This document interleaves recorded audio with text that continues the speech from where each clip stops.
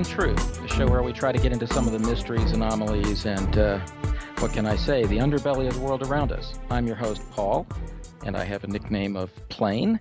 And joining us this week is Anthony Peake. Anthony, are you there? I certainly am. Okay, good. And along for the ride is my friend Daddy Bob. Are you there, Daddy Bob?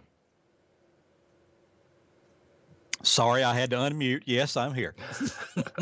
Okay, well, that's the joys of editing. Okay, sorry about that. Anyway, Anthony, I'm going to assume our listeners are quite aware of your work, but can you start out and tell us where people can find your website and where to look, Facebook and such? Yeah, no, absolutely. If you look up anthonypeake.com, which is Anthony with an H, and Peake, P-E-A-K-E, as in Mervyn, you'll find my website, which is anthonypeake.com. On the website, you'll find a great deal of material about me, my writings, and my books. Also, if you want to link in with me on Facebook, I'm extremely active on Facebook. And, you know, I'm already at the round about 4,100 Facebook friends and increasing day on day. We also use Facebook very actively in terms of discussion themes and such like. So please join me on there. On top of that, if you're interested in some history of the background to how myself and my readers debate ideas and thoughts and concepts, if you actually go to www.cheatingtheferryman.com, that's cheating as in being a cheat, and the ferryman as in Charon the ferryman, so it's cheatingtheferryman.com, you will find my forum. The forum's been in existence now for around about 7 years, and there is an absolute treasure trove of material on there going back many, many years. Some very, very interesting debates, some fantastic postings by people from around the world. And indeed, one of the things you'll find if you get involved in my work is that we're all in it together, as it were. So it's a matter of us trying to understand the mysteries of the brain, reality interface. Now, one of the things that I do stress is I'm not New Age. I do science. So everything I'm involved in, if you read my work, you'll find everything is referenced back to academic papers. Everything is referenced in one way or another. So you can go back and make up your own mind as to whether what I say is valid. Also, the other thing is it's iterative in the sense that it is developing. So if you read through my books, you will find that my ideas change, my ideas on how reality works changes as I learn more. So in which case, I'm not a guru, I'm no kind of leader, I don't have anything to sell, I don't have anything to put across, I don't have any pre-beliefs. All I'm doing is, like you guys, I'm a searcher after truth. And if things come along that actually contradict the things I've written in the past, that's fine. We just adapt and we move on, because that's what it's all about. So that's cheatingtheferryman.com. There is also, I have a YouTube site, which is the Anthony Peake YouTube site, which has tons of material of interviews I've done in the past. And I've done many hundreds now for many radio stations across the world. So just check it out. In fact, just do a YouTube search a Google search on Anthony Peake. You'll find tons of material there. Most of it positive, some of it less so. Well, that's a good intro there, right there. The internet is your friend. To a certain extent. To a certain extent. I didn't say the NSA was your friend, but anyway. Well, you know, I guess your last book is on Philip K. Dick, and that's a tremendous topic because where to begin? He encompasses everything, really. You know, I remember back in the day reading him, and it was a real sad day when I heard that he had died. And one thing stood out reading about his life, and that was his thought that the empire never ended. Do you remember him making that statement? Oh, most definitely. The idea of his what he called the 2374 revelations, when he began to believe that the reality we live within is some kind of mind-generated facade, and in fact the Roman Empire still rules, and that effectively there are individuals who are fighting the empire in one way or another. He was basically believing that time stopped. And I think the date that he says time stopped, I think fluctuated slightly, but round about 70 AD, after the collapse of the temple possibly slightly later. But there were a whole series of events that took place at that time which fascinate me. And in fact, it's the major part of my book is focusing in on 2374 and what the significance of those events were. Well, I think a lot of us have this feeling like, are we in a hologram here? What is time? Right. One of the things you'll find is that the more you get into my work, the more it becomes interesting, in that I touch upon a lot of these areas. For instance, you may or may not be aware, but one of my books is called The Labyrinth of Time. And this is it's a 380-page exposition on exactly what time is, what is the science of time, what is the philosophy of time, and indeed how is time being treated by writers, poets, filmmakers, and such like. Time itself is a complete anomaly, because time is the one thing, or the only thing I can think of, that's measured by itself. I'll give an example. You can have a pound of apples, or you can actually measure the size of a plant or something, and say it's a foot high, and you will use a measuring device in order to measure the plant. So in other words, you will have a ruler, you will have various other things that you use as a metric to define something. Time is different. Time is the only thing that it's its own metric, it's its own balance, it's its own measurement tool. In other words, you can only ever have a minute of a minute or an hour of an hour. And in fact, that's the issue with time. Time is completely and utterly subjective. In other words, your minute and my minute might be completely different. But because we confuse time with linear movement, i.e. the movement of a hand on a clock, for instance, which is actually a move through space, not a move through time, we confuse the two. So therefore, we have this huge anomaly. Also, one of the Heraclitus, who was a Roman philosopher, once made a very, very famous statement, and he called it the river of time. And he said that you can never, ever put your foot in the same river, because a river flows. And he argued that time flows.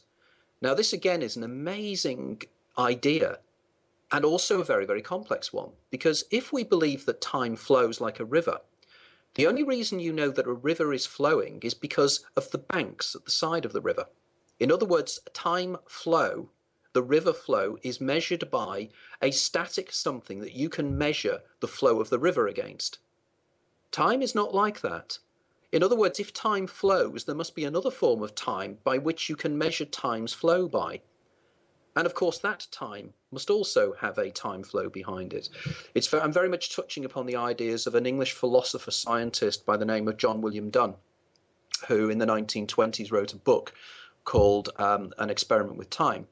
And he said that there are different levels of time, and each level of time measures another level of time, and that indeed there are parts of us that exist in these different times. Now, if this is the case, this is possibly what happened to Philip K. Dick in his 2374 experience, because what effectively happened was Phil suddenly realized that there's time behind time behind time. And in fact, the ultimate time is the infinite present, the present moment. And in fact, time itself is an illusion, and everything is just happening now. And if this is the case, it means that time, we can perceive different times. Now, again, one of the areas I write a great deal about is quantum physics. Now, again, I'm not a New Age writer, so I don't write the quantum physics of quantum healing and stuff like that. I do the real deal. You know, I go into the background to the theories. And one of the major things that blows people's mind when I mention it to them the first time, if they're not aware of it, is the existence of subatomic particles called positrons. Now, positrons are actual particles of antimatter. They're actually anti-electrons. And the main difference between a positron and an electron is they have different charges. And effectively, a positron is an electron traveling backwards in time. Now, when you go to have a PET scan at hospital, positron emission tomography, a PET scan, effectively what is happening is your body is actually being bombarded by particles going backwards in time. Now, this again is a known scientific fact. There's nothing weird about this in any shape or form. You speak to any scientist who really knows what he's talking about, and they will readily admit that this is exactly what is happening. So we don't have to go along the idea of things like tachyons, which Philip K. Dick did. which is where in fact are superluminal particles. They are particles that travel faster than the speed of light, and therefore travel backwards in time. We don't need those.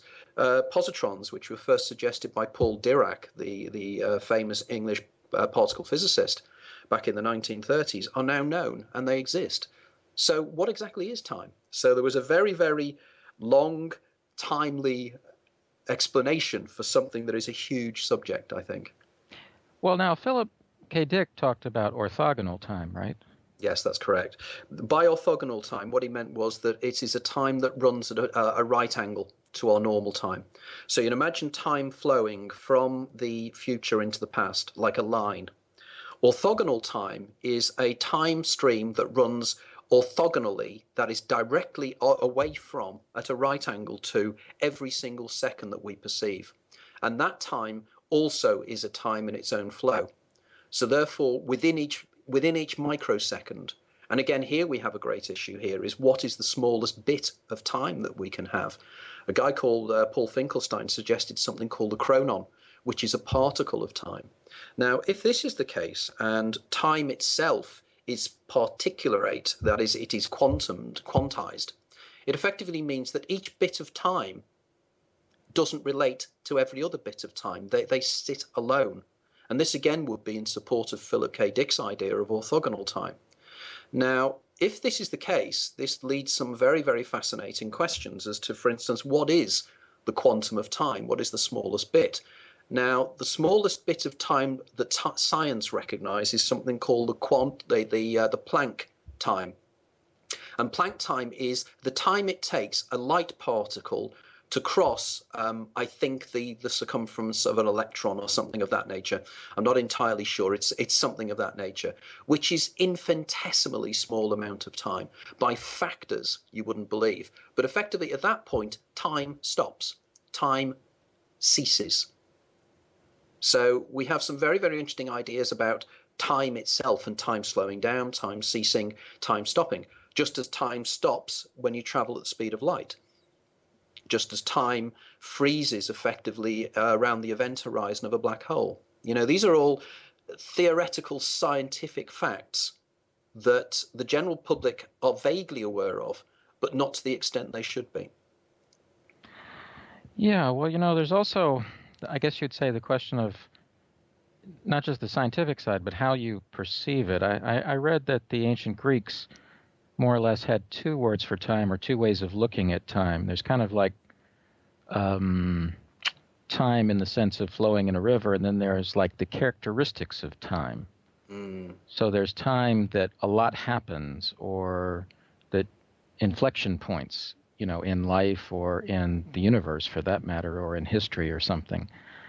I don't know. You can say that's just a pre-modern way of looking at it, but the topic kind of, there's so many ways of looking at this question of what exactly time is. Just as an aside, did you ever, I mean, this is not scientific stuff, but did you ever think about the question, there's the whole issue of reincarnation, and people have this idea that you have a past life and a future life. But, some people looking into that say that a future life might actually occur in the past.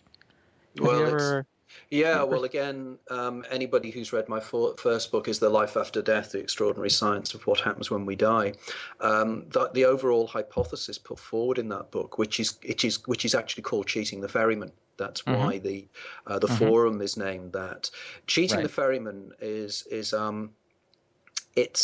a concept that most of my writing is based upon. And in simple terms, it is an explanation for the phenomenon known as déjà vu, or actually déjà vu already lived.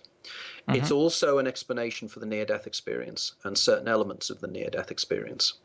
Now, what I suggest in the first book is that at the final seconds of life, possibly the final second, maybe less than a second, we know that the brain is flooded by a particular neurotransmitter called glutamate. Now, glutamate is the main neurotransmitter of the mammalian brain.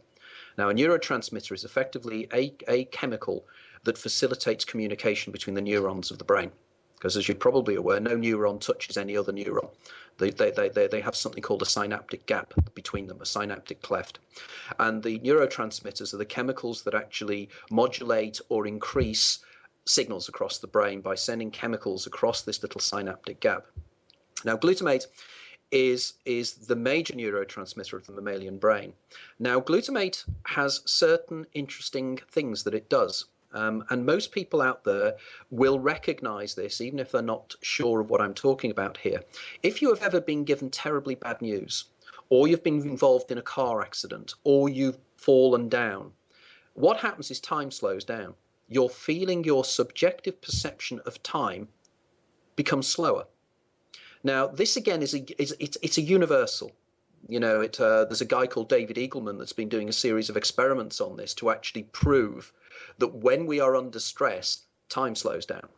Okay? For us, not for the people around us, but for us, we perceive time slowing down.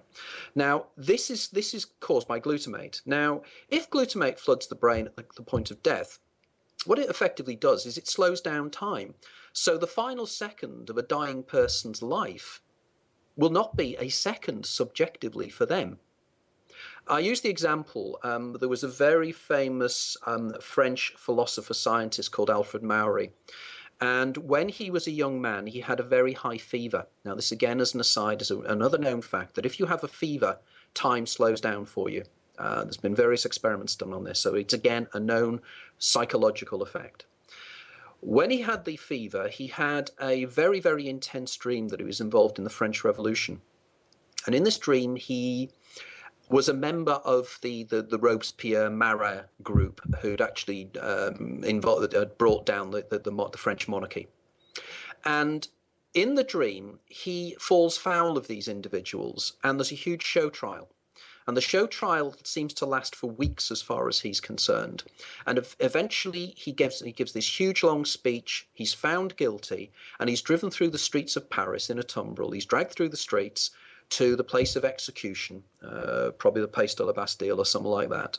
He then stands on in front of the guillotine, makes another long speech in front of the crowd, then puts his head down, waiting the guillotine to hit him on the back of the head. As he does so, the headboard on his bed fell and hit him on the back of the neck. Now, this suggests that he was able to back-create a whole dream based upon an event that was yet to happen. And it's quite important, this. The headboard hit him and woke him up. So the dream existed before he had been hit by the headboard. So clearly, not only was there some kind of forward precognition in time of the headboard hitting him in his sleep state, but also the fact that he had sufficient time to create a hugely ornate dream based upon this. Now, imagine at the point of death, this is what happens to us. We fall out of time. Suddenly, all the time in the world is available to you. In your final split second, you have 1 billion seconds available to you. So what happens during those billions of seconds? I argue that you live your life again. Your life, not somebody else's life, not a reincarnated life, your life. Now, many people put forward the argument that déjà vu is an explanation of reincarnation. Think about this for a second. If you have a déjà vu sensation now, and you go, I've been here before, you don't think I've been here before as somebody else. You believe you have been in that scene, looking through your eyes, wearing your clothes in the 21st century, in 2014. It's you having the memory, not somebody else.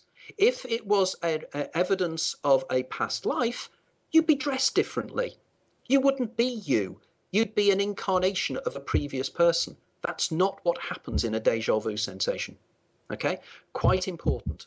So a déjà vu is evidence that you have lived this life before. And when you have a déjà vu sensation, it's the recognition of the fact that you have been here before. Now, this is evidence of something that is known as the eternal recurrence or the eternal return. It's not unique to Anthony Peake. It has been discussed for centuries. The Stoics were interested in it in ancient Greece. It goes through to the writings of Peter Ouspensky, Friedrich Nietzsche. Lots of philosophers have been interested in this. The idea that this is one of many, many lives that we live. In fact, Ouspensky wrote a book called The Strange Life of Ivan Osokin, where the character Ivan Osokin lives his life again. In fact, you may recall there was a very famous novel in America called Replay that came out a few years ago. And this was about a guy living the same life over and over again. Now, if we live our lives over and over again in our final seconds, where is that life coming from? I argue it's from a recording. Now, I'm working closely at the moment with Professor Ervin Laszlo, who is a Hungarian-American who now lives in Italy. Now Laszlo has been nominated at least twice for the Nobel Prize. Very, very interesting character. In fact, he and I met up. We were involved in a conference in Milan in Italy 3 weekends ago. And in fact, Laszlo and I have just written a book on whether consciousness survives death or whether consciousness can exist outside of the brain. Again, you're using science. Now, if we do have all these memories, where are they coming from? And Laszlo and I both agree that it's coming up from something called the 0-point field, the quantum vacuum. It's information. It is digitized information. In other words, we are all living in a holographic computer simulation of our lives that's running on effectively a computer. Okay. Not only that, but this computer contains information of everything that can possibly happen. So in other words, there is a recording of your life that is available to you that contains, like when you play a first-person computer game, you play the game, your little avatar on the screen runs down a corridor. At the start of the game, gets eaten by a monster. You then start the game again. And this time, you know that there's a monster down that corridor. The avatar on the screen doesn't, but you do as the player. So you make sure that the avatar avoids the monster and it survives a bit longer. This, I believe, is exactly what is happening. You have a higher self, which I call the daemon, which is the game player. The eidolon, the everyday self, lives the life and many, many lives over and over again until they complete the perfect life. A question here, Anthony, if it's okay. So this daemon is in charge of many lives, right, as you see it? No, just very quickly, the daemon is you. The daemon is you. Right, sure, I understand. With different, from a computer perspective, we would call this instantiations, okay, different existences. Can these existences essentially pass from one life to another things they learn? Yes. In other words, let's say in this lifetime I have some bad experience with, I don't know, my parents, let's say. And so I've learned from that and I don't want to do it again. Now, I have this other life existence or instantiation, and maybe it's going on in Roman times, and I have this other one going on 1,000 years from now. Can I pass that on to either of those two? Right. The first point that needs to be made here is that imagine that there is just one game, and that game is of your life. So in other words, it's your life. It's not living in Roman times. It's not living in the distant future. It is your life itself as Paul. In other words, there is a program of Paul's life which will contain every outcome of every decision that Paul could make. And in fact, there is probably an argument to say it contains the outcome of every decision that every ancestor you made of yours, because effectively your parents could have chosen to have not lived where they lived. They could have moved somewhere else. So all these alternatives are already there in potentiality within the 0-point field, the Akashic field, as other people call it. Now, as you live each life and the life comes to an end, and you start to die, and then the program starts again, the game starts again, the daemon carries forward the memories of all the previous times that the game has been run. So therefore, if in your previous life you had a traumatic experience with your parents, The daemon will remember that traumatic experience because it's part of its life experiences, its many worlds, its many lives experiences. And that clearly will affect the eidolon, the game player within the game, who doesn't ordinarily remember the fact of the past lives and lives life linearly. Okay? Now, this is quite an important point because this is one of the major issues I have with the standard idea of reincarnation. If you actually have the standard idea of reincarnation, you literally live a life as somebody else, then you die. Then you go you're in this kind of interstate for in somewhere or wherever, and then you're reborn again as somebody else, completely different, possibly in a different part of the world, possibly even a different species, and you have no memories of your past life. Now, I don't know about you, but I don't think that is iterative or learning from your experiences, because if you don't remember your past life, you can't learn from it. You can only learn from past lives if part of you remembers the mistakes you made last time. Now, I would argue this is why people have these sensations of, they'll meet somebody and they'll feel ill at ease about it, or they'll feel they know them from somewhere and they'll feel this person is going to be of profound importance to me. Also, it would explain precognition. It's not a precognition, it's a memory.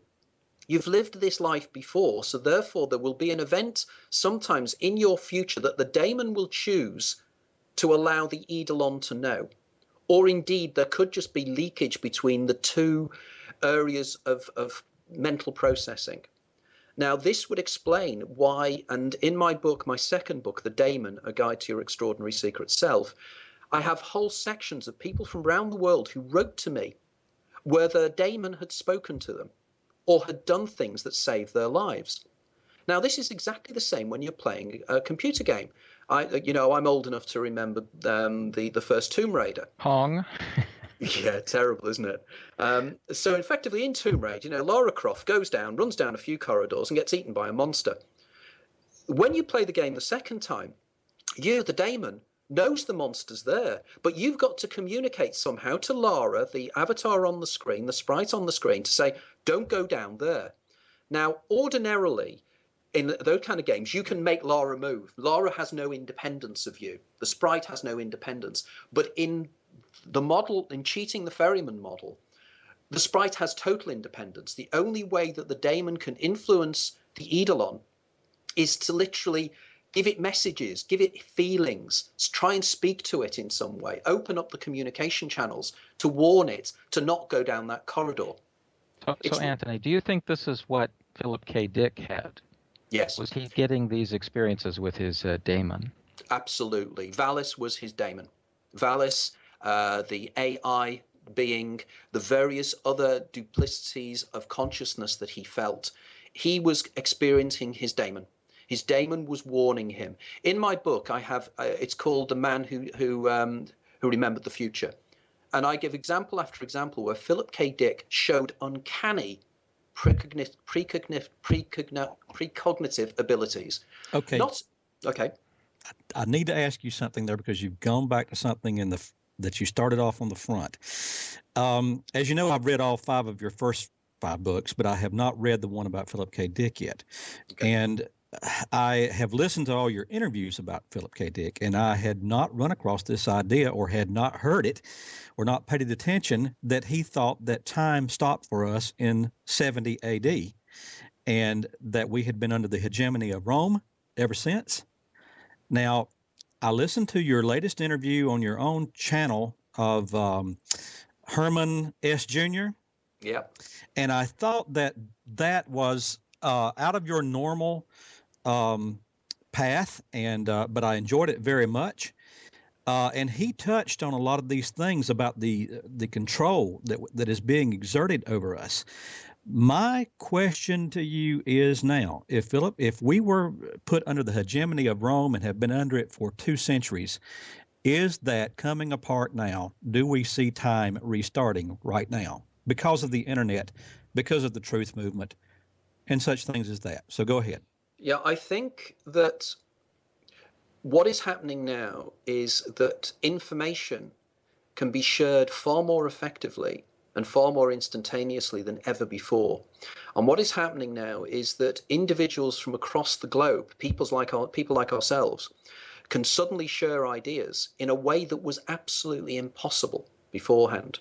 Now, in my book, The Infinite Minefield, as you know, I very much suggest that consciousness, we're not individual consciousnesses. We're effectively one consciousness experiencing itself subjectively. So in other words, there is just one consciousness, and it's all of us, and Yes. we're all inside this. Now, we then can apply to this what Philip K. Dick was intrigued with, and what's intrigued me for many, many years, is the Gnostic worldview, that in many ways this program could be imperfect, in the sense that this program could be a creation of the demiurge, Yaldabaoth. And the idea is, rather like William Blake said and various other philosophers said, I mean, for instance, Philip K. Dick called the universe we live within the Black Iron Prison. He argued that this is an illusion created by the demiurge, the half-creator, and we are trapped within it. It's what William Blake called the mind-forged manacles. It's exactly the same idea, that we are trapped within this physical illusion that was very much touched upon in the movie The Matrix, because, of course, The Matrix very much touches upon this. And, of course, The Matrix is profoundly Phil Dickian in its processes. And the Wachowski brothers have readily mentioned that Philip K. Dick was of a profound influence to them. So there is an argument to say that there could be, excuse me, negative aspects here, because we don't necessarily know what the motivations are of this reality. But what is happening now is, because we can think in systems ways, we can now realize that the reality we perceive can be given to us by stimuli that may be internal to us or external to us. For instance, when you actually go now to the cinema and you see a 3D movie, you're suddenly really immersed in it. You're part of it. Now, of course, there is the old idea we could be all a brain in a vat. That all the senses that we're being given, that give us the idea that reality is three-dimensional, that it exists in three-dimensional space, could be a total illusion given to us by somebody else or something else. Now, is this the time that the actual humanity itself is becoming sentient and self-aware collectively of exactly what its position is? But if it is, there's then the great danger that there will be vested interests who don't want this to get out. And Anthony? Yeah. Do you happen to know, I mean, some people talk about Gnosticism today and they bring up the idea of archons. Yep. And, I'm no expert in the whole field, but this idea that some number of thousands of years ago, essentially kind of like a mental virus of sorts, got spread on the earth or whatever, came to the earth, and that's kind of our problem, and that's it's a very destructive force, and kind of like the movie They Live, I guess, in some sense. Except it's go ahead, sorry. I was going to say, again, Philip K. Dick touched upon this. He had the idea of the virus or the danger. Now, again, in my book Labyrinth of Time, I discuss the role of DNA. And DNA itself, if you actually think objectively about this, we are effectively tools by which DNA continues to exist. In other words, it's DNA that carries forward everything. Now, we have the symbols of the snakes. Again, if you go into dimethyltryptamine, and we could touch upon that in terms of my books and my writings on this, but the idea of the symbols of the snakes in the caduceus, the snakes you see in with a Masonic symbolism and everything else, snakes, the pineal gland, the Ida and Pingala going up the spine and everything else, the Kundalini experience, all these things are telling us one thing. And the idea that we are in some way controlled by something within ourselves. Now, that thing could symbolically be serpent-like, and I'm not one of these people, the David Icke idea that, there are lizards all over the place. But I think it's symbolic of something deeper. If you go back to ancient Sumer, you go to the Anunnaki, you go into the symbolism there is clearly something that is giving us a message. And at the moment, we are pulling the pieces together. Hey, now, Tony. Yep. I'm sorry. Okay, you've touched on something that I wanted to talk about today. Symbolism, the Oedipus and the Pingala, things like that. I've been studying symbolism a lot lately, and trying to come to terms with it. Last night I was studying something, and I'm not going to mention the other author right now, but you're going to get a kick out of this. And I want to know your opinion of symbolism as it communicates directly to the daemon. But I'm going to give you what happened to me last night. I was studying this other guy. I just seemed like I was led to do it, and you know how that feels. And at the end of an article, a very lengthy article on the internet, he quoted a quote from Epictetus that you quote on page 145 and 146 of your book, The Daemon. And that is where Epictetus talks about that your daemon is there. Okay. Mm-hmm. And at the same time, I turned the page over to finish it, and there is a spot on the page 147 where I have outlined in all kinds of colors what you had to say about gnosis, about how it comes about when the eidolon becomes fully aware of its daemon. Now, I have had some of that to go on. I'm not going to go deep into that, but part of what has been going on with me is my study of symbolism. And so I'd like for you to touch on that a little bit, if you would. No, absolutely. I mean, it's a major part of one of the chapters in my latest book. And in this, I touch upon the way in which the symbolism... Which book is that? Which book is that? This is the Infinite Minefield. Oh, okay. Yeah, I got that. Okay. And in the Infinite Minefield, I touch upon how the symbolism of the snakes can be seen through most civilizations. And what I do in the book is I take the reader on a journey along the Silk Road, from Mesopotamia outwards across into China, up into the higher reaches of the Tibetan Plateau, over to China to look at Taoism, then down into the plains of India to look at Kashmiri Shaivism, then across back to ancient Egypt and the Egyptian symbols of the temples and what you find within the temples. And what you'll find there is continually you'll have the symbolism of snakes. You'll also have the symbolism of the pineal gland. For instance, if you look at the caduceus, the standard two snakes winding their way around each other along the central pole, which, as you mentioned, it's the Ida and Pingala, going up the central pole, which is the spinal cord, and at the top there's a little circle surrounded by two larger objects. The two larger objects are the hemispheres of the brain. The little symbol in the middle is the pineal gland. Now, if you are attuned to that symbolism, you find it everywhere. Now, one of the things that particularly intrigued me, I started reading, and Bob, you're probably aware of this, Manly Hall. Yes. And the writings of Manly Hall, The Secret of All the Ages and everything else, who was a great historian of the Masons.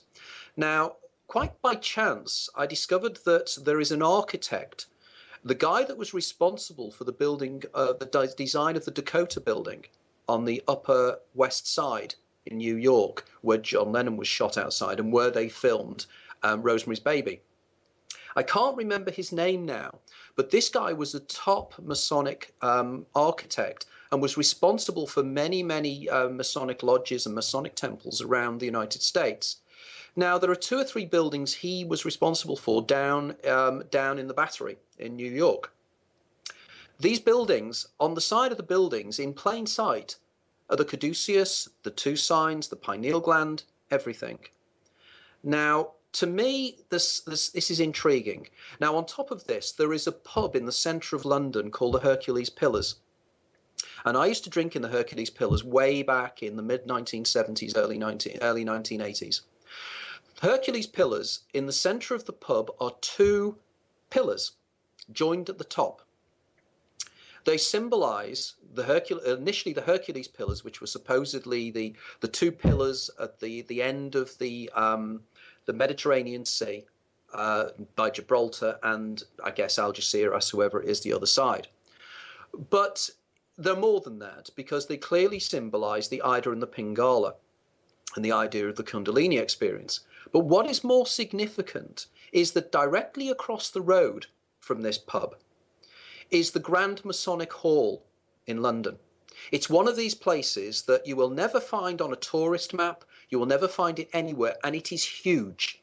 It takes over a whole city block in Holborn. This is the pub that the Masons go to before they go to their ceremonies. So here we have, in plain sight, yet again, the Ida and Pingala, and of course the Ida and Pingala are symbolic, as far as I'm concerned, of DNA, and the double spiral and the double helix of DNA. So we have symbolism within symbolism within symbolism. Sorry, go on. Do you think that even a small percentage of those Masons are aware of what that really means? I am sure they're not, because, as both you and I know, there are very, very definite levels of Masons. There are the people that are just in it because it's a business, it's a way of making contact. But there are associates of mine who have functioned at much higher levels within the Masonic order. And I am pretty damn sure that everything I write about has already been written about by the Masons.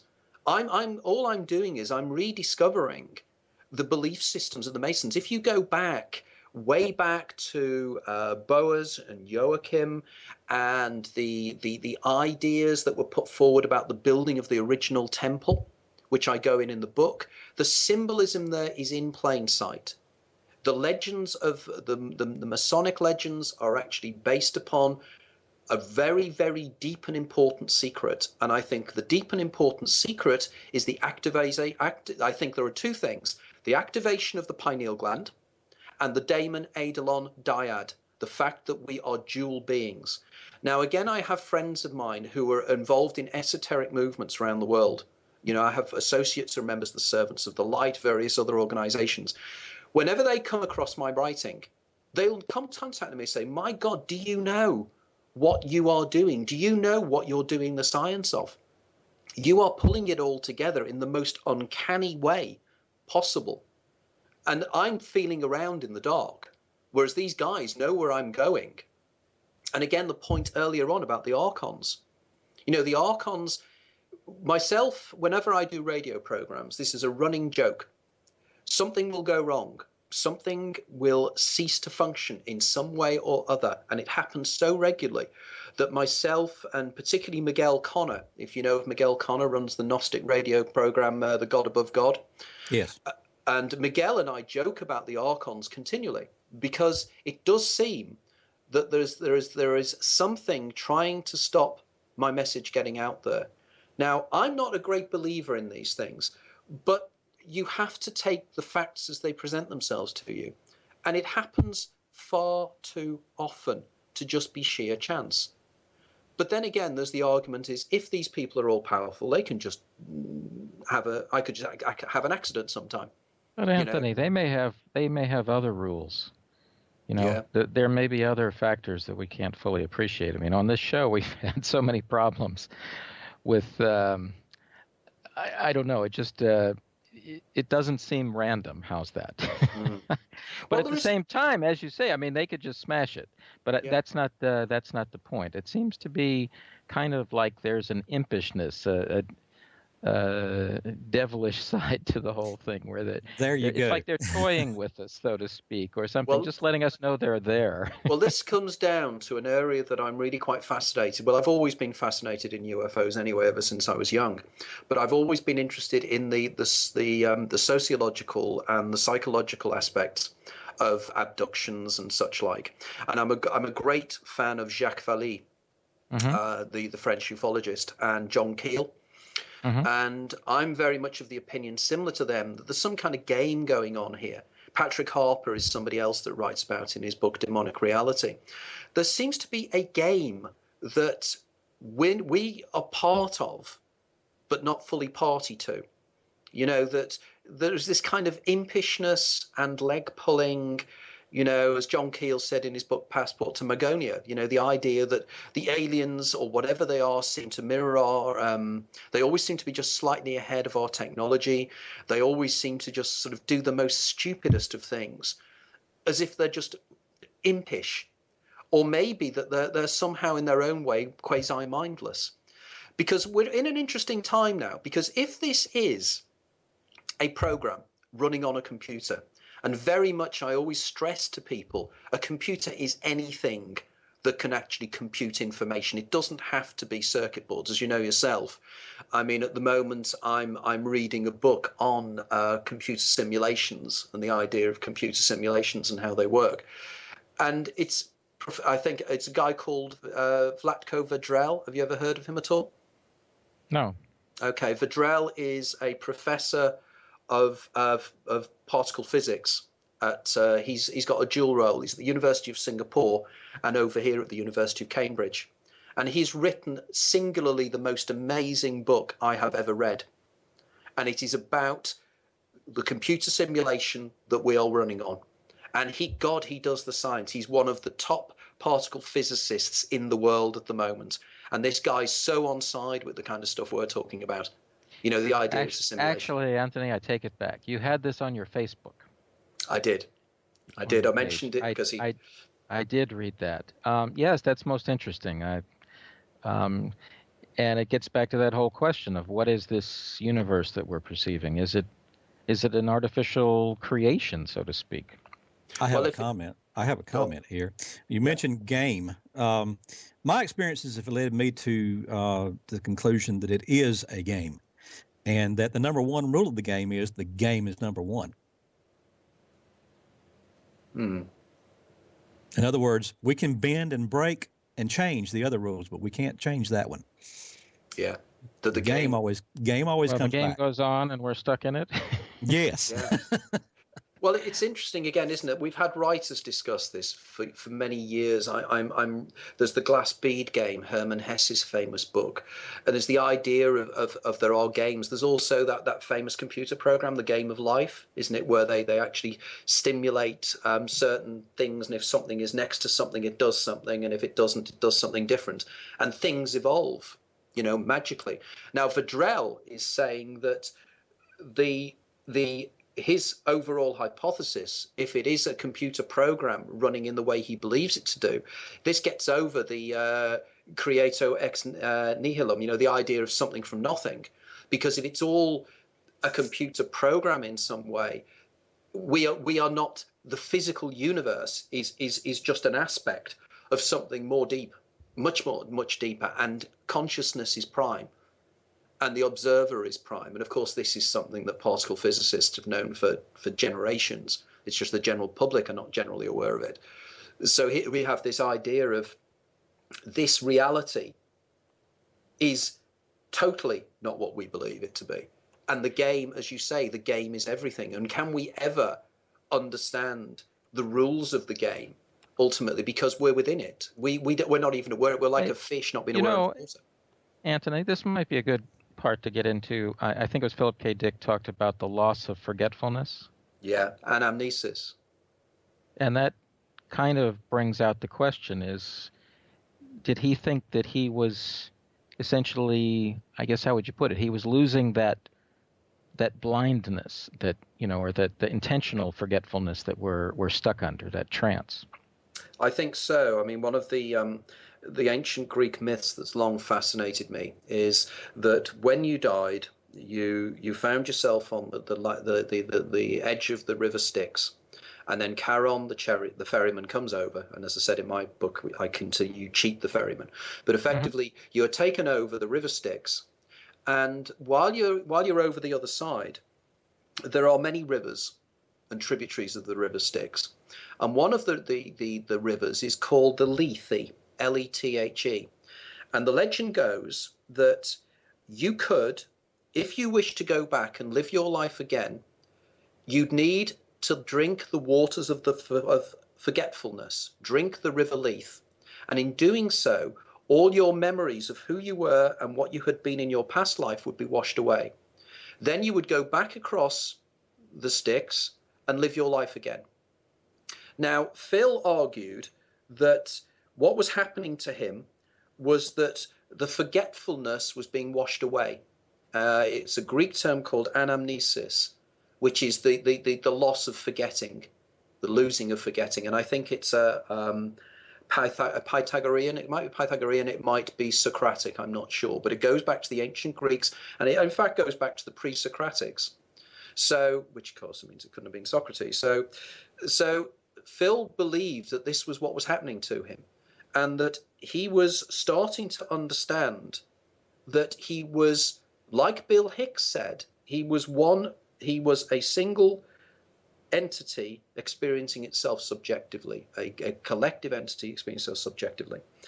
And if you read some of his later works, particularly some of his unpublished works, I mean, there's one fascinating book called The Owl in Daylight, which never was published because it was actually written in various different formats. But the whole central ethos of this is somebody living within a computer program or a simulated world where somebody is trying to communicate with that person who's in that simulated world. Now, of course, I'm reminded very much of a very, well, for me, a very famous and important sequence, because I believe the zeitgeist tells us things through movies, through films and everything else, because it's an element of the collective subconscious communicating with us. In the movie Vanilla Sky, there is a section where the central character, David Ames, played by Tom Cruise, is living his life again in a simulation of his life. And he meets a guy in a bar. And the guy is somebody who's been dropped into the program to let him know that he's in a program, that he's in an illusion. And it's an amazing sequence because, I don't know if you'd call it, they're in the bar and the guy turns around to him, to Tom Cruise, to David Ames, and says, this is all a creation. You can control this. You just need to be aware you can control it. And he turns round, the David Ames character turns round to the other guy and says, shut the fuck up. Can I say that? I don't know if I can. Sure. Okay. And he says, shut the fuck up. And what happens is everybody stops talking in the room. They freeze and they stop. Okay. Now, why I'm mentioning this is that I know somebody that happened to literally. Cool. When I was researching material for my first book, I received a phone call from a lady from a recruitment agency. And she said, Tony, we've got a vacancy that you may be interested in. What are you doing with yourself? And I said, at the moment, I'm researching a book. I haven't got a publisher or anything else, but I'm researching a book. And she said, well, what are you writing about? And I said, well, at the moment, I'm very intrigued by a substance called glutamate and how it works within the brain. And I've also discovered that there are a certain type of people who experience glutamate on a regular basis. And these people are people who experience temporal lobe epilepsy. She went very quiet and she said, we need to meet up. So I arranged to meet her in a hotel, and we had a cup of coffee. And while we were chatting, she said, I wanted to talk to you because I've recently been diagnosed with temporal lobe epilepsy, and everything you were telling me was absolutely what happens to me.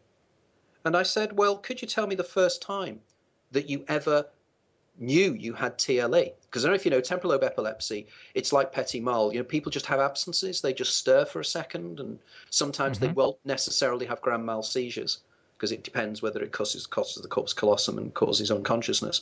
So I said, well, what happened? And she said she was in a restaurant with a client, a company restaurant.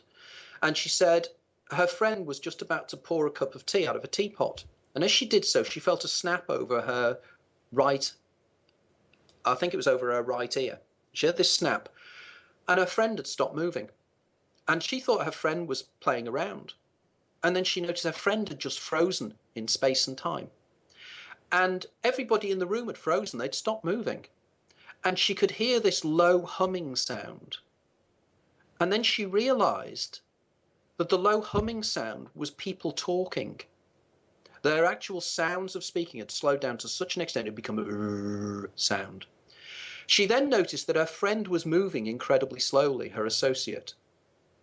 And she realized that time had just dilated to such an extent. She told me that she watched the tea come out of the spout of the teapot and hit the surface of the tea. And she said, I'd never realized about surface tension before. She told me that she was in this state for hours, weeks, months, years. She doesn't know how long. She just stared at this. And then there was a snap over her ear again. And her friend continued pouring the tea, sat back and said, are you okay? As far as her friend had been concerned, she'd been away. She just stared at her for about 2 or 3 seconds and shaken her head and come back. That is a petit mal absence.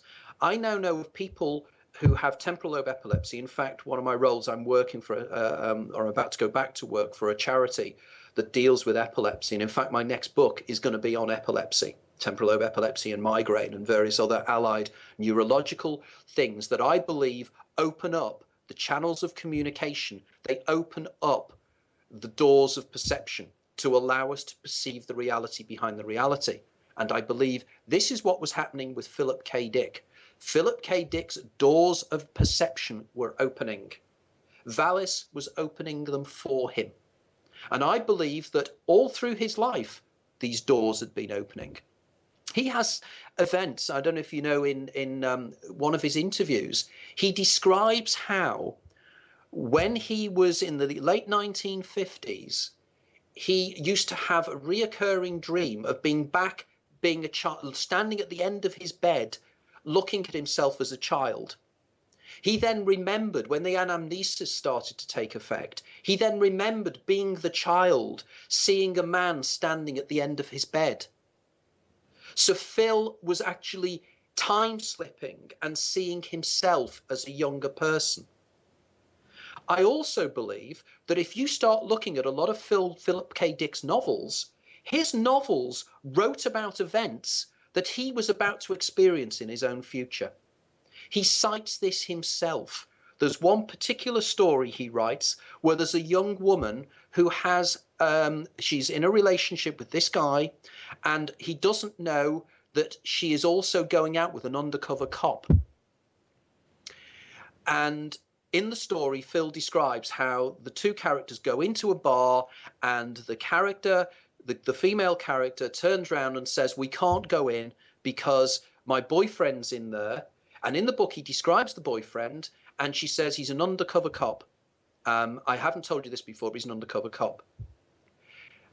Around about 8 years later, Phil is going out with this young girl and they go into a bar and she does exactly what Phil described in the book.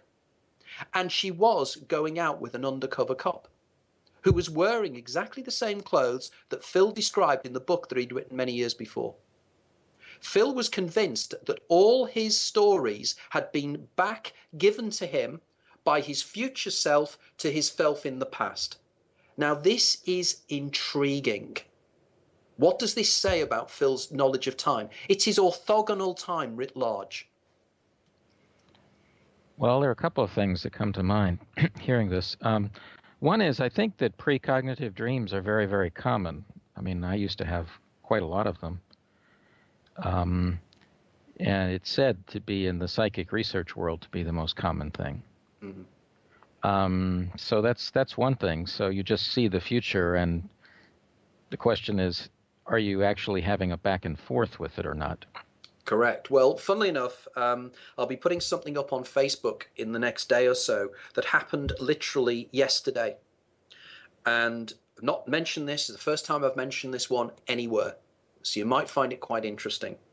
My wife and I were in Belgium, and I'd always wanted to go to the Atonium, which is this model of a huge model of an iron atom, an iron molecule, sorry, that was actually built in about 1957, 56, for the World Fair that took place in Brussels.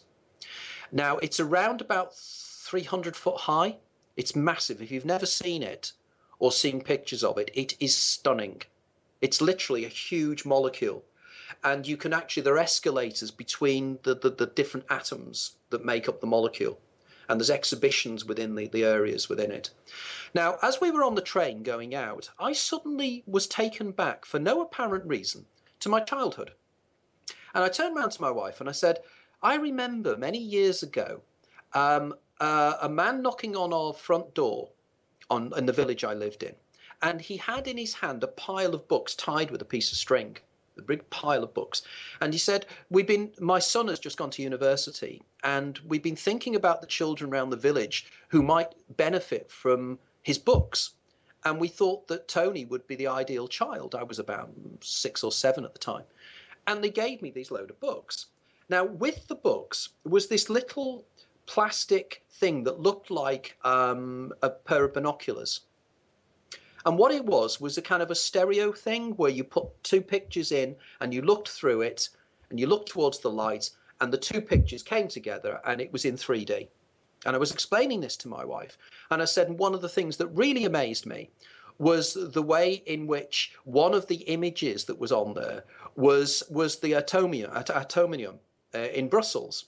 And I said, and Angkor Wat was another one, which is a place we visited a few years ago. And I said, I wonder what happened to that little thing. My mother must have thrown it out because it was just wonderful and I used to really enjoy playing with it. We go into the Atomium and we go round, we go to the top and we wander around. And there are sections on the World Fair from 1956 and there are little glass cases. Walk over to one of the glass cases. Inside the glass case was the plastic thing that I described with the picture of the Atomium in stereo. Now, people will say that was confirmation bias, that was attention bias. I just, I was going to the Atomium, I remembered about that, and it was linked in some way. Nonsense. I'd had a precognition of the fact, subliminally in my mind, that device had come into my mind and I'd remembered it from when I was 7 or 8 years of age. I'd never thought about it for years. I'd never particularly even remembered that the Atomium was on it. We go in 15 minutes later and there is the device that I'd actually not thought about for years sitting there in a glass case. That's precognition. Yes, and then there may be kind of like connections in the holograms. So, for example, some people talk about time loops or similar things, like in the remote viewing world, the kind that came out of Stanford research. You can send messages to yourself to improve judgment, like which kind of house to buy or things like that. And you have to fulfill the loop. So when the time comes in the future, you have to send that message back to yourself in the past, that kind of thing. Yes. And we can debate how effective that is, but that is indeed what people who are seriously in that world talk about and believe they're doing successfully. And in my opinion, they are. And so that kind of implies that there's a way of getting across time, mentally or psychically or whatever, or that your daemon is doing that. I'm not quite sure. We can debate that, but it is this question of what time is. If there are connections that skip through time, like what you're just saying is precognition, but that may just be one of them. There might be variations. I'm not really sure. Any thoughts on that? Oh, no, totally. I believe that, there's one of various explanations. I mean, it could be, for instance, that when we were on the train on our way out to the park in Brussels, that I started to remember subliminally being on that train from my last run in the Bohemian IMAX, which is another term I use, another of my previous life. And recognition was starting, and it was like a precognitive deja vu, in the sense that I started to recognize the circumstances, and rather like most memories are like a piece of string. You pull it out and all the things come out with the piece of string, and you start pulling at it mentally, and it brings back other not necessarily directly linked in your own mind memories. And I think that's what had happened, that suddenly I'd started to remember the fact that I'd been there before, and the association then was that I was going to see that thing in the future, and I remembered it in the future, because I think that's a standard precognition deja vu. It's not the kind of precognition deja vus that people have when their lives are saved, which I cite in the Daemon, A Guide to Your Extraordinary Secret Self. On many occasions, people will hear a voice in their head which will warn them not to do something, and sometimes will physically push them out of the way of bullets, which happened to one of my readers who was fighting in Zimbabwe in 1969. So these things, there is overwhelming evidence that precognition is real. I mean, there is no question. People have precognitions. There are explanations for precognitions which I think are totally, completely, and utterly inadequate. And I stand very, very strongly on that. Yes, as I say, we can explain them as being confirmation bias. We can explain them in various ways. That's not the case. The case is Anthony, I've got a different explanation. Go on. The cities are real. The ancient, the cities, the ancient Right. Indian word for the human capabilities that we currently like to deny. I forget. In other words, instead of 5 senses, there are whatever, 125 or whatever. Some of that's overlapping, but in a modern sense, we don't even have a word in English for what you describe, which is an involuntary reaction to save one's life. You know what I mean? There are words for these things in ancient India, and I think their culture has kind of kept them more. And indeed, Ingo Swann, if you know who he was, the relatively famous. I even asked him. He gave a speech late in his life, and he emphasized he was studying Hindi at that time, and he liked ancient Indian stuff. And anyway, he was quite impressed with their thinking, and he thought that we're kind of the more science advances, the more we're going to return to the ancient Indian philosophy. I think there is strong evidence that is the case. I mean, I'm reminded in my first book I cite there are certain experiments that have been done which show fairly conclusively that we are able to monitor the contents of our immediate future. I mean, Dick Bierman and Dean Radin did a series of experiments in the late 1990s with skin conductance, and they discovered that people could anticipate horrible pictures just before they took place. The skin would react to them. There's also something called the PHI experiment, PHI, where we seem to know in advance the color of something before we actually know the color. So clearly, this is a question of whether the time we exist within smears out. In other words, the specious present that James described. How long is the present moment, and can the present moment smear out into the future and into the past in such a way that we are aware of it in some way? Now, if we all exist within a timeless present, and in fact, if everything is enfolded into itself, which is one of my great heroes, David Bohm, which is why I call the illusionary reality we live in the Bohmian IMAX, that everything at one point in the singularity of the Big Bang was entangled with everything else, because we know from experiments now you entangle two subatomic particles and you move them into different parts of anywhere really. You do to one particle something, the other one reacts immediately.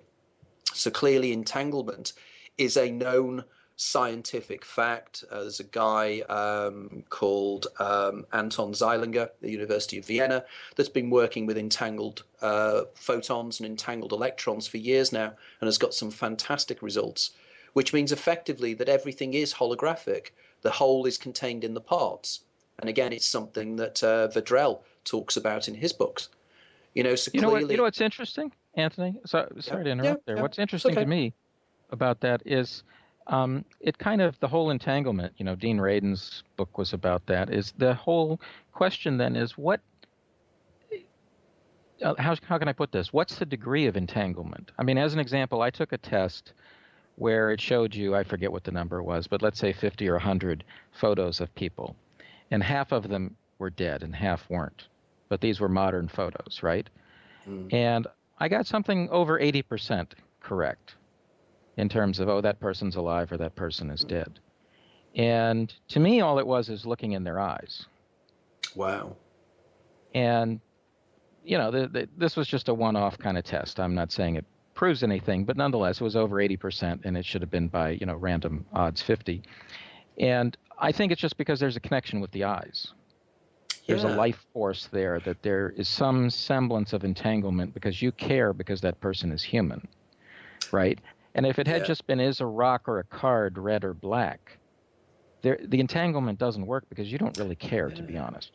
That's intriguing. That's a very interesting point, and it does relate very indirectly to work that an associate of mine is doing in Hungary, a guy called István Bokken. And Dr. Bokken is working with biophotons, and he has recently discovered, and he's written 2 papers on it. And again, this is serious science. This is actually stuff in academic monographs. This is not in some New Age magazine. This is the real deal.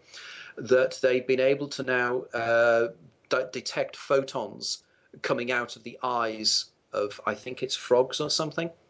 And they're now working on trying to find evidence that photons actually come out of the eyes as well as go in, like particles of light, electromagnetic energy, which of course then comes to the conclusion, that sometimes somebody's alive because photons are coming out, the eyes are alive somehow. Of course, that's rather similar to the work of István Bokken, who is a friend of mine on Facebook, in fact. And if anybody wants to check out his work, István does have a Facebook site, and his papers are available for download. And he's been doing a series of experiments with eyes of various animals, and he has discovered that photons, particles of electromagnetic energy, are actually given out from the eyes out into external reality. Now, this is evidence of something called biophotons, which is energy given off by cells within the body. Now, if cells give off electromagnetic energy, it suggests that the body itself is a resonant of electromagnetic energy. So clearly, there are lots more here to be said about the nature of consciousness, how it interfaces with reality, and just how we perceive the world around us. It's very, very intriguing stuff. Well, there's a quote from Shakespeare about, the windows, the eyes being the windows to the soul. Yeah, which is, again, because sometimes, you look at somebody and their eyes will sparkle. You can see happiness in their eyes. And I think this is, but you were looking at photographs, so you wouldn't have been picking up photons, So there was something more you were picking up on there. Well, that's what I'm saying. There's an entanglement. Yeah. And if the person is alive, it's stronger. Yes. And you don't give a damn about red and black cards. That's boring, and your mind just shuts down. Well, it's also the big issue, isn't it? Whenever you try to do these experiments, because it is so fleeting and transitory, the whole psi thing, that you can't just do it, at will. It tends to sneak up on you in certain circumstances. I mean, for instance, I argue and I write a great deal about the hypnagogic state, that state between asleep and awake, and about when you dream, and you dream a reality that you're actually self-consciously aware of the fact that you're dreaming, and these kind of things are very, very intriguing, and it shows that the human mind is capable of far more, and as you said, that with Ingo Swann there, that clearly there is things we can do that we are not aware we can do yet, or we have forgotten. Well, what he would argue, and he said many times in his books, he had books at the end of his life on the secrets of power, things like with titles like that, how the world is constructed. And his view was pretty clear that the powers that be don't want the masses aware of their various powers. And his website was called something like biomindsuperpowers.com. In other words, he felt that we have these tremendous capabilities, and if there is an awakening, the point is that we will very quickly change the world in dramatically good ways. I would like to believe so. I've got no reason to believe otherwise. I think that most people are inherently good and caring. I think social programming and various other things turn us into things that we are not naturally. It was a beautiful scene yesterday at the station waiting to get the Eurostar back to London when we were in Brussels, and there was a little Muslim child and a young Flemish boy, and their parents were sitting quite opposite, weren't communicating with each other. They were about 3 or 4 years of age, maybe younger, And they just started smiling at each other and started playing with each other. And then the little Muslim boy gave the other boy one of his sweets, and he swapped his sweets. And that's the way the world should be. That's how we are naturally. It's the world and the manipulations of how we perceive the world that changes us from that. And it's very, very sad. Well, we have to end the empire. Yes, yes, absolutely. The empire never ended. Okay. Bob, go ahead. Yeah, Anthony. Some of us who have embraced your theories have begun to look at precognition as a sign that we've been here before, as you've already said. I know that you just recently turned 60. Congratulations for making it that far. Absolutely. I will hit that one at the end of May. It's not as bad as it seems. Have you seen the photograph on the train on our way out there on Facebook? I think I saw a photograph of you and Penny. Yeah, that was. She didn't tell me that she had some sparkling wine with her. She'd hidden it, so she just brings it out. It's wonderful. It was wonderful. It was an American lady that took that photograph. Actually, they were traveling also over, and they just got chatting to us and thought it was so cute. They took the photograph for us, which was nice. But anyway, sorry, Bob, go on. So, are you still having deja vu? And to explain a bit, or are you still having precognition? I am still having plenty of it. And I have had enormous amounts of precognition in my life, and it's still happening. Happened a couple of days ago, right. And the way I'm looking at it is, okay, I got this far before. Now, where did I screw up? Yep, I do that all the time. And what do you watch for? Do you watch for the cessation of it to know that you're into new territory finally?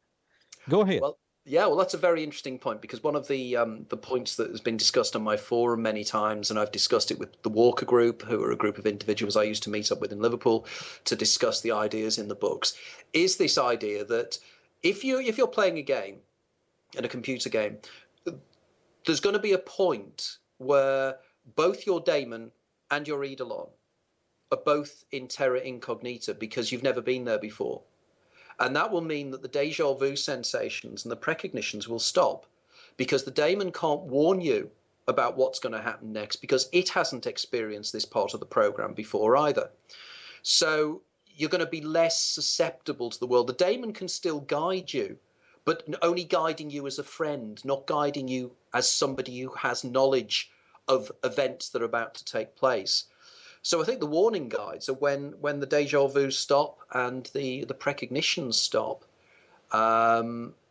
because of course the deja vus that warn you about danger are the ones that are then going to help you survive. And then again, the daemon may be in the world they've not been in before. But of course, the daemon may know of many events that are going to happen in your future, and it's trying to avoid all of them. The Lara Croft idea, you get through the game because you know of all the dangers, and it's by knowing all the dangers you manage to negotiate round the dangers to win the game. And I think winning the game is then being allowed to move on, I would guess. And I haven't taken part in your forum hardly at all, but would I be correct if I used the term daemon timing? That's what I've come up with. There's more than just deja vu and precognition afoot. There is the synchronicity of showing up at the right place at the right time. Yeah. And in a particular situation in my life, it happens a lot. And that's another thing that I'm looking for. When is that going to stop? And does it? Go ahead. Synchronicities are things that I find incredible, and they happen a lot, and they happen to me a lot, and they happen to a lot of people a lot. And I think this is very much, isn't it, the universe telling you that it's guiding you in some way. It's giving you a wake-up call. Who knows? But again, the cynics will turn around and the skeptics will say, oh, it can be explained. It's again confirmation bias. You're expecting something to coincide, so it does. Utter nonsense. Everybody who experiences synchronicities know that is not the explanation. And it's again, I would like to believe it's the universe or your daemon or whatever telling you that you're on the right track. that, I'll give you a little hint that this is the right thing to do, or I'll just give you this little tweak just to say I'm here, to say, because sometimes, don't you, I find some of the synchronicities are amusing. They're a joke. There's this kind of a joke, and you laugh at it and you go, ho, ho, ho, I hadn't seen that. Some of them are a scream. Yeah. I can't tell one right now. Okay. Now, some of us see our brow chakra. Are you familiar with that phenomenon? The idea of seeing something like your third eye in the middle of your forehead? Is that what you mean? Of seeing a vortex, or what some would call a fan, out in front of you. Wow, no, I don't know this. Interesting. Tell me more. Well, I'm trying to find more people that have seen it. I have seen a representation of it in old art. And another guy, Danny Wilton, was wondering what it meant. And I explained to him what it meant. And he was very appreciative of that. But I see my brow chakra, okay? I've seen it a lot in very, very many different forms. And I was hoping you would have some insight into that as to how that relates to the daemon. Right. It tends to give me warning. And this morning, as I got out of bed, I saw the vortex out in front of me, and that told me that something important was going to happen today. I'm assuming it's this phone call. That would be nice. That would be nice to know, wouldn't it? That was the case. Yeah. In terms of obviously the listeners won't know of this, but I work closely with two Austrian researchers, Dr. Prokol and Dr. Winkler. Prokol is a consultant neurologist and Winkler is a consultant psychologist, and they have invented something they call the hypnagogic light device. We know it as Lucia, and it's now known as the hypnagogic light experience. Right. Again, there are people who have the machines over in the USA, and if anybody's interested in contacting me, I can actually send you links where you can test these machines out. They're going to take the world by storm. They have been designed by a consultant neurologist and a consultant psychologist, so they've been designed by people who know how the brain works. And I was invited to try one of these machines a few years ago. And again, there's video of me trying this machine out on various websites and on my YouTube channel, so people can have a look at this. It's also posted on my Facebook site. So by all means, have a look at these things. But this machine, I believe, opens up the third eye. It opens up the pineal gland and activates the pineal gland. And strangely enough, this is what happened to me in Switzerland a few years ago when my first and only encounter with the Lucia machine, because I started feeling very, very curious sensations in the center of my forehead, sort of vibrations and movement, as if there was a small creature moving underneath, the Kundalini, I suppose. And that particular night, I had vivid dreams of snakes. Again, not at all surprising because it's the dimethyltryptamine idea. And of course, people with dimethyltryptamine dream of snakes as well. And in fact, I was talking to a shaman when I was over in Italy. She's from Latin America, and she uses ayahuasca on a regular basis. And everything she was describing that she experiences, I have experienced what I did experience with the lucid light device. So clearly there is something here. It's releasing ayahuasca within the brain, endogenously generated dimethyltryptamine.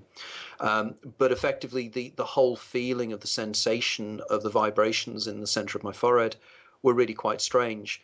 Now, I don't see something outside of me, but I'm interested in what you see, because I would link this to classical migraine. Because classical migraine, I actually do see in my visual field a breakup, a kind of a vortex of movement.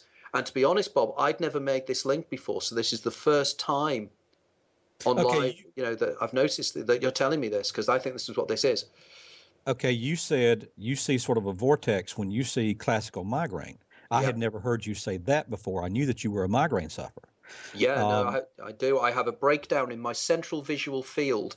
There's a kind of an activity. It's a movement. It's kind of like jagged lines moving around each other and shimmering. Okay, I have had plenty of that, and it's all disease related for me. Right. Yeah, disease in my optic nerve. I'm very well aware of it, and I think I've gotten rid of most of it. But Yeah, that's something that has dogged me. But no, this is not the same thing as that at all. Right, interesting. So it's something that's really physically out there in three-dimensional space. Yeah, and when you do see it, particularly most of the time when I see it, and I think most people who do see it with their eyes closed. But Right, when you see it with your eyes open, there is no distortion. right. It is as if you are looking through the blades of a clear fan, and it's spinning out in front of you, but there is no distortion behind it. Everything looks normal behind it. Daddy Bob, does anything make it stronger or weaker? I have no control over it whatsoever, but emotions do make it stronger. Now, this again, one of the effects of the lucid light device is the flicker effect, which it generates. And I'm wondering again whether this could be linked. Daddy Bob, it would be very good if you could post something on the forum about this and see if we can get some responses. I mean, we could put something up on Facebook, but the problem with Facebook is that we lose so much good material because as Facebook moves on, it becomes lost. Whereas on the forum, people can respond to it years later, because I think this could be quite interesting to see from the listeners and from our other contacts what this experience is, who shares it, what is the typology, just do some analysis on it, because this is very interesting stuff. And thank you for sharing that. I will try to do that. I have refrained from having anything to do with the forum, not having anything to do, but participating so far because a lot of my experiences are deeply personal. But Yes. that one I can share. And Facebook, yeah, I don't do too much on Facebook because of all the family and friends who are on there. Of course, yes. Really don't understand. No, you have mentioned this before to me in private, so I am aware of that. Okay. Yeah. You don't need another 1,000 friends? No, I don't need or you mean Anthony? All of us. Well, no, I meant you, Bob. I meant you. Okay. Well, Anthony, I want to look into that. Is it called the Lucia device? It's now known as the hypnagogic light experience. Okay. Okay. And again, if you just go onto my website or go onto my forum, you'll find lots of material on there. Just go on to in Facebook. Just go into my section of my videos and my photographs. You'll actually find a video in there. You'll also find a video uploaded onto my YouTube site as well, because there's been a documentary made about Lucia as well. And this thing is amazing. There are people who have evaluated every single light device available on the market. There's a group of people in London who have done this, and they say that the Lucia device is light years ahead of anything else. And it's because it works. It absolutely does work. There is no doubt, no question at all. Everybody has an experience on it. It's mind-blowing. It's absolutely, literally mind-blowing. And I believe it just stimulates dimethyltryptamine within the mind, within the brain. Are you familiar at all with magnets doing the same thing? No, I'm not. Okay, but I there are can. some stories. Right, yes, because again, we have piezoelectricity within the brain and piezoelectricity within the pineal gland. So therefore, magnetization, again, could bring this about. Again, I'm keen to see if there's more and more ways that we can actually activate this inner world. Have you ever looked into the Hemisync tapes? What was your experience, or what are your thoughts on that? I thought they were quite good. I did find they put me into some form of altered states of consciousness, and I think they're very, very effective. But the difference between the Hemisync and HoloSync and the Lucia is the difference between, I would say, watching an old black and white flickering television set and a three-dimensional IMAX cinema from now. It is a completely different feeling. Totally. I think they're related, but I think the difference, and again, my friends who run the site Light Eye Mind, the guys who have evaluated all these machines, they've used Hemisync and HoloSync and various other tools, but this is their weapon of choice, because this one is just totally different. Okay. Well, Anthony, before we wrap it up, I wanted to go back to Philip K. Dick a little bit, and then say, when you started looking into him and writing about him, Is there anything that you kind of learned that was interesting you hadn't expected? Oh, everything. Um, I spent a good By the 18. way, listeners might want to know, I remember hearing in one of your interviews, you said that Philip K. Dick kind of foresaw you. Yeah, yeah. You were in his dreams. No, it's quite weird. I mean, I don't. It's a semi joke. What I happened? know. But nevertheless, it is intriguing. I did an event in Bolton in the northwest of England a few years ago, and as part of my presentation, it was in this kind of theatre, and there was quite a large audience. And towards the end of my presentation, I have a section on Philip K. Dick because the last chapter of the Daemon at that stage focused on Philip K. Dick. And I flashed up an image of Philip K. Dick, and either side of him were two book covers, one with Valis and one of Ubik. And when I started talking about Philip K. Dick, there was a group of people in the far reaches of the theatre started bouncing up and down, chatting to each other, and getting very excited. And I thought that was a bit much, because I was trying to do a presentation. These people were chattering to each other. But afterwards, they came down to speak to me, and the main guy of the group, guy called Mick, turned around and he said, "We're absolutely amazed. We didn't know about you at all." And this is what happens. A lot of people they've never heard of me until by chance they come across my work. And it is amazing how many coincidences happen and synchronicities happen in that regard. But effectively, this was one classic whereby Mick had ordered a Philip K. Dick book from the library, and he'd come in the day before to pick the book up and had seen the poster of my talk, not knowing that I had anything to do with Philip K. Dick whatsoever. So he then said, and the strange thing is, and he takes the book out of the book he'd got, and it was exactly the same cover and exactly the same edition of the one I'd got in the image on the screen. And then he said, "Well, of course, you're probably totally aware that Philip K. Dick probably predicted you." And I said, "I don't know what you mean." And he said, "Have you read the book Counterclock World?" And I said, "No, I haven't." And he said, "In Counterclock World, there is a character who is to do with life after death, resurrection after death, the idea of what happens to consciousness after death, and everything else." And he turned around to me and he said, "Now, Philip K. Dick loved making up odd names for people. He could have chosen any name, any configuration. He called this person Anarch Peake. Now, he said he's got the first two letters of your first name. He's got the first four letters of your second name." And he said, just imagine if Phil had seen your name in some kind of hypnagogic dream sequence, which Phil did have, and he just saw your name somehow and then tried to make it up and said Anarch Peake.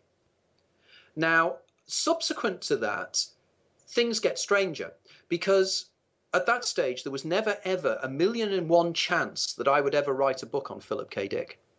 In fact, the book on Philip K. Dick was my publisher approached me and said, "We'd like you to write a book about Philip K. Dick." So there is now in existence a book that has the name Philip K. Dick, and underneath it, it has the name Anthony Peake. Now, during his theophany in 2374, Phil had a section where he saw thousands of pictures and book covers flashing in front of his eyes. Now, is it possible that Phil, in this hypnagogic state, suddenly saw flashing in front of him the name Philip K. Dick and underneath the name Anpeak, and it flashed by? And he subliminally thought, that would make an interesting name for a character of a book. Then his mind back, as I said, he had future events which then went backwards. Now, I think I'm right in saying that the particular book in question, I think, was written about 1967, something like that, 1968, somewhere like that. Now, if he'd have written that book and his brain had backpedaled the information, he would have created a character called Anarch Peake. Now, I don't know what that symbolizes at all, but I think it's a nice little story. And in fact, I open up my book, The Man Who Remembered the Future, with that little anecdote. I didn't want to put it in there but my publisher said, no, please put it in because it's such a nice little story that links you to Phil. Now, I'm now quite friendly with one or two people in Phil's life. I mean, Tessa, Phil's last wife, his fifth wife, and I are very close friends now. We're in contact. We've been on quite a few interviews together. And Tessa was incredibly helpful about 2374 because Tessa was the only witness to an awful lot of the events that took place. And I've got some fascinating information that has never been published from Tessa about those events and the time scales and everything else as well. Well, so for all of our listeners out there, there's your chance. Get the book. I'm certainly planning to. Well, let's see. Any last thoughts? Not really. He was still fighting the Empire to the end, right? He was. And the final thing, and I would like to finish off the final thing, which saying that Phil predicted his own death. Yes. Okay? Now, yes, he did. Okay? The reason that, well, there were various things. In fact, there was one thing I knew before I wrote the book that I was aware of. But Tessa supplied me with 2 or 3 other things that were just very, very odd, very strange. But the major one is in his letters, he had a pen pal called Claudia Krentz Bush. I always want to call her Gloria. It always happens that. I don't know why. I must know somebody called Gloria Bush somewhere. And Phil sent her a series of letters around about, I think I'm right in saying about 1975, 76, something like this. And I have a copy of one of the letters because she was going to sell some of these letters on eBay. And she scanned some of the letters as examples. And there's one letter that Phil writes to her where he said, I feel I'm becoming precognitive. The last 3 nights I have had a vivid dream of undersea cities and the entity involved. And I've asked the entity to show itself. By the way, the entity was his daemon, as we've discussed before. And he then says, and then through the imagery, I saw one clear, stark image. I saw a middle-aged man lying flat on his stomach between a settee and a coffee table. And he said, and I have this horrible feeling about it. Philip K. Dick was discovered. He should have turned up one evening at an event round at Greg Rickman's house, his friend Greg Rickman, who I sort of spoke to indirectly as part of my research. He didn't turn up that night, or that evening, which would have been, the 17th of February, 82. And they went round to his house the next day. And Greg Wickman tells me that he went in through the door and found Phil lying flat on his stomach between the coffee table and the settee. He had had a profound and powerful stroke. The legend says he never regained consciousness and died a few days later. I think he died on the 2nd of March 82. However, the issue was that he was still conscious, so his daemon, apparently he did become conscious during that time, because Tessa tells me she visited him in the hospital and he was very animated. He couldn't speak, but he could move his eyes and everything else. So it is clear that in an image of his own death or circumstances of his own stroke was back sent to him in his own past 3 or 4 years before. Now that to me is stunning. Now I thought I was the only person that had ever picked that up, but apparently Greg Rickman in his foreword to one of the books of the letters does comment upon this as well. So the final evidence is that he saw the circumstances of his own death. Well, yes, and he wrote that book with a novella. We Can Remember It For You Wholesale, Correct. which I Very guess much was so. turned into Total Recall and is a totally changed and dumbed down story, in my opinion. But that's another. Oh, totally. The only movie I think that probably, well, the only movie I think is going to get it right is Radio Free Albemuth. And there's been a movie version made of that, which is out at the moment, which is well worth checking out if you get the opportunity. Well, I think the problem is in Hollywood, they're going to think that his movies require too much thinking. You could chew Yeah. over these things forever, and I think they want action, so they Well, chop them up. having said that, Linklater was powerfully brave in his version of A Scanner Darkly. Yes. I think he got that very well. He did the drugs. He did the overall image again of mental duality. Because as you know, in that book and in the movie, there are two characters, Arctor and Special Agent Fred, and they are both Philip K. Dick. But of course, in Valis, there are two characters. There's Philip K. Dick, the science fiction writer, in the novel Valis, and there's another character called Horselover Fat. And Horselover Fat is Philip K. Dick, because if you look at the name, Horselover is Phil Hippus, and Dick is German for fat. So here we have Phil telegraphing the fact that he's a daemon and an eidolon together. You can't make this stuff up. You can't, can you? You can't. Reality is so bizarre. Who needs fiction? As Phil's famous quotation, he said, "What is it now? Reality is that which doesn't go away when you stop believing," or something like that. It was a really good quote, anyway. But anyway, thank you very much. Thank you so much. We appreciate your time. Thanks again, Anthony, and Daddy Bob too. We appreciate it. Take care. It's a wrap. Thanks, Daddy Bob. Okay, cheers, guys. Bye. Okay, bye.